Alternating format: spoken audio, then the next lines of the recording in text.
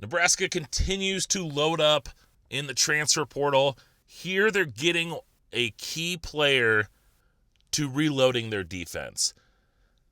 Adding Marques Watson-Trent not only adds help to their linebacker core, they're getting the Sun Belt Defensive Player of the Year.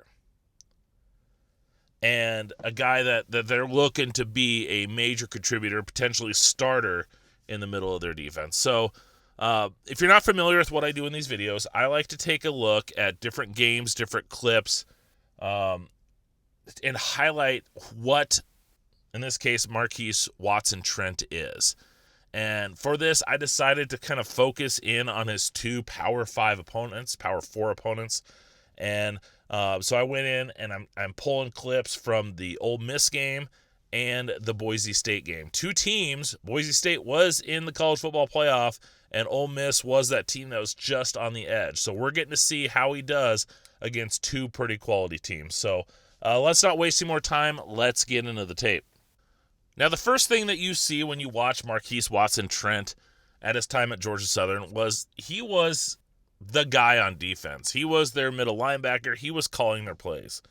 As we can see from this clip, he's right here in the middle, and he's reading this. You can tell he knows what he's doing because he's looking around, he sees it, and he is audibling and letting his defense know guys are adjusting. And at the snap, you see, like, hey, he's reading that this is going to be a pass to Ashton Jeanty. And they have that set. Now, unfortunately, and as you see right here, the quarterback's looking there. The quarterback's eyes are right here on Jeanty, and they adjust and basically have him double teamed. But what happens is their quarterback sees that and then is able to hit this guy out here.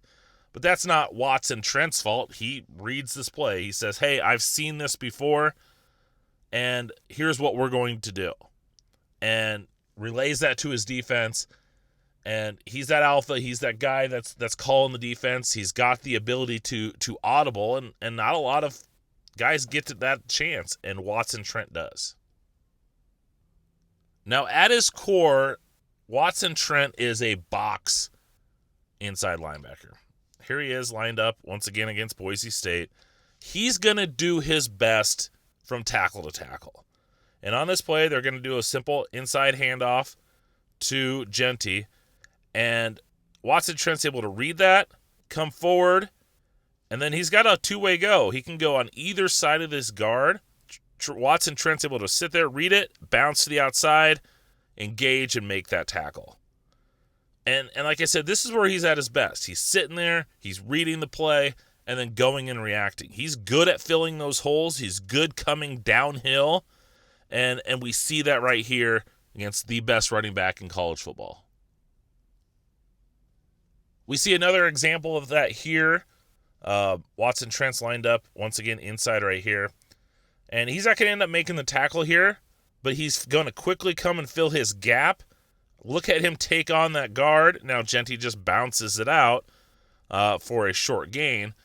But like I said, Watson-Trent's good at coming down the hill, being violent at the point of attack, but he's also very gap disciplined. He's not taking himself out of plays.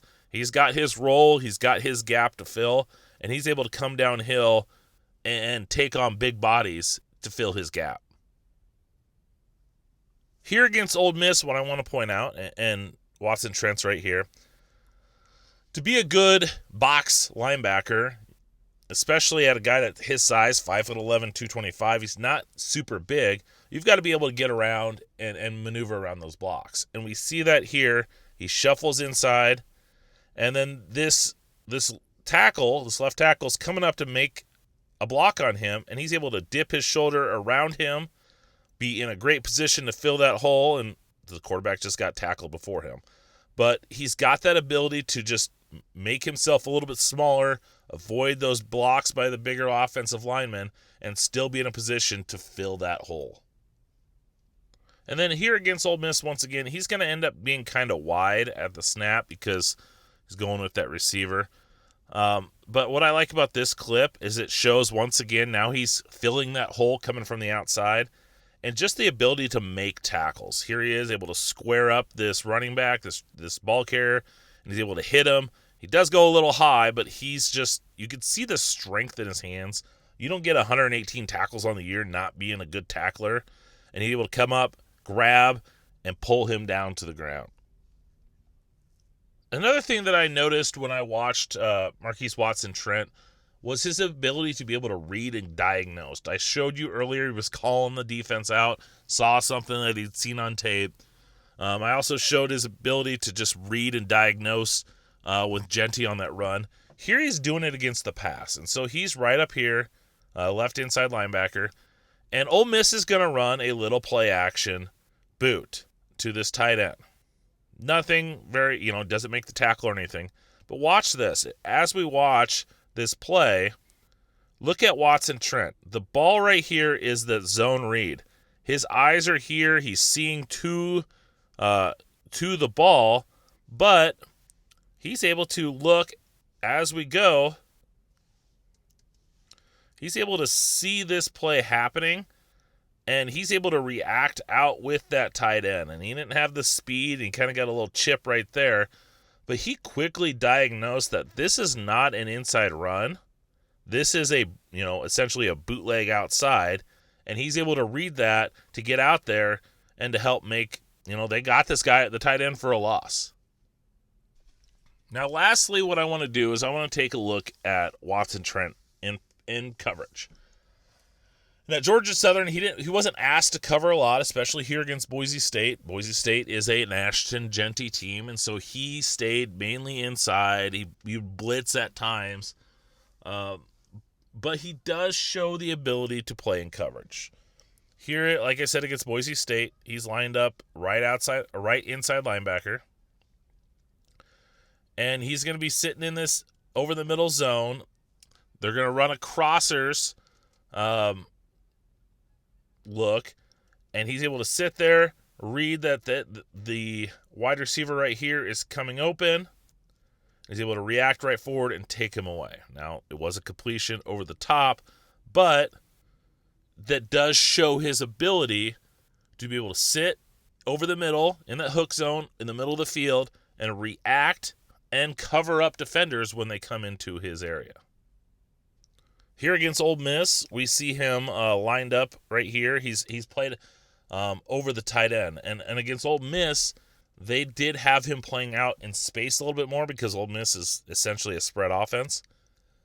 And while it doesn't look pretty, we do see Watson-Trent being able to match up and sit with that tight end. It gets a little handsy at the stem, but it shows that he's able to match up with a tight end and cover him in a short area route.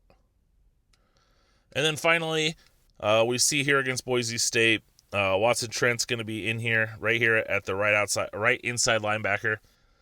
And he shows that he can play in zone coverage, and then when the time comes, he can make a play, floating back here and catching the off-target throw to take away a touchdown. And I don't know where Boise State's quarterback was going, if he overthrew the guy right here that kind of stumbled or underthrew this guy. But Watson-Trent was able to sit back in that zone defense, read the ball, and go up and make that catch. This was on a 2-point conversion, so that's why he was trying to leave the end zone there. But shows that ability to go and make the play. There is a lot to like about Marques Watson-Trent, and I think Nebraska fans have to be super excited. They're needing some to replace and reload that linebacker position. You're losing John Bullock. Yes, you got Vincent Shavers who's looking really good. Yes, you got Javin Wright and a couple other guys. But here you're getting a proven college football player. Sun Belt Defensive Player of the Year, a guy that had 118 tackles. Now, I think he could very well be the starter, but I think he's going to be a rotation like we've seen in Nebraska under Matt Rule. They're going to rotate guys. They're probably going to play 4, maybe 5 linebackers. You got Deshaun McCullough in there. You've got a few other guys. But what I like about Marques Watson-Trent is he gives them something that they don't have. They've got a lot of athletes. They've got a lot of speed at that linebacker's position. They need a tough, physical box safety. And I think he's a guy that games against like Iowa and Minnesota and these power rushing teams that you see in the Big Ten, Rutgers, Marques Watson-Trent's going to thrive. And yeah, he's not big, 5'11", 225, but he's physical, he's smart, he's not overly fast, he's got some quickness, but I think he's going to give them a strong veteran piece in that middle, and I think he's going to play a big part in this defense. So I hope you enjoyed this video. If you liked it and you want to see more, make sure you follow me. Hit the subscribe button, hit the bell for notifications. I'm breaking down each of these transfers that Nebraska's getting in. While you're out there, follow me on social media, draft_Brian. Wherever you do social media, you can find me there. So thanks for watching. Hope you enjoyed. Until next time.